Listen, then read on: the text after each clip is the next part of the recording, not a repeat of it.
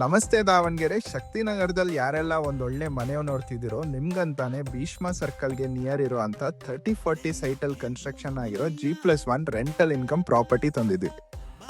ಇನ್ನು ಫೇಸಿಂಗ್ ಬಗ್ಗೆ ಹೇಳೋದಾದ್ರೆ ಸೈಟ್ ಹಾಗೂ ಮೇನ್ ಡೋರ್ ಎರಡು ನಾರ್ತ್ ಫೇಸಿಂಗ್ ಆಗಿರುತ್ತೆ ಹಾಗೂ ಮನೆ ಮುಂದೆ 60 ಫೀಟ್ ರೋಡ್ ಕೂಡ ಇರುತ್ತದೆ.